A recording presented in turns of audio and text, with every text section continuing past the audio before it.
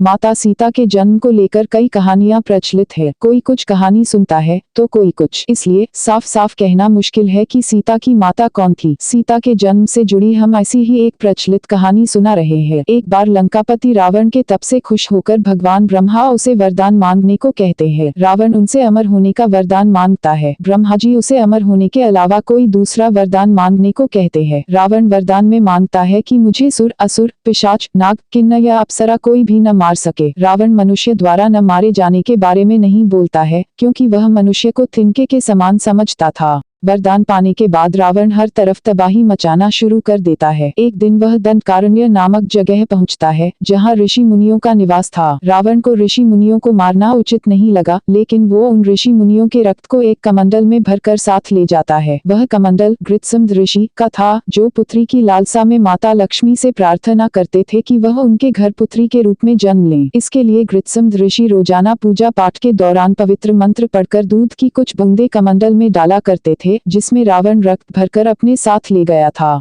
रावण कमंडल को लंका ले गया और वह पहुंचकर कमंडल अपनी पत्नी मंदोदरी को देकर कहता है, यह विषैले रक्त से भरा है, इसे संभाल कर रखना और किसी को मत देना। कुछ दिन बाद विहार के लिए रावण किसी पर्वत पर चला जाता है। मंदोदरी को इस तरह रावण का जाना अच्छा नहीं लगता है। वो मृत्यु प्राप्त करने के लिए कमंडल में भरे विष का पान कर लेती है। कमंडल के रक्त को पीने के कुछ समय बाद मंदोदरी गर्भवती हो जाती है। गर्भवती होने के बाद मंदोदरी घबरा जाती है कि महल में मौजूद अन्य लोग उसके बारे में क्या सोचेंगे। फिर मंदोदरी तीर्थ यात्रा का नाम लेकर कुरुक्षेत्र चली जाती है। वहां मंदोदरी एक बच्ची को जन्म देती है, लेकिन लोकलाज के चलते वो उसे एक कलश में रखकर जमीन में दफना देती है। कुछ दिनों बाद राजा जनक भी कुरुक्षेत्र जाते हैं। जब वह जमीन में हल चलाते हैं तो उन्हें वहां कलश मिलता है, जिसमें मंदोदरी ने बच्ची को रखा था। बच्ची को कलश से निकालते ही आसमान से फूलों की वर्षा होने लगती है और साथ में आकाशवाणी भी होती है। आकाशवाणी में राजा जनक द्वारा उस कन्या के लालन पालन की बात कही जाती है।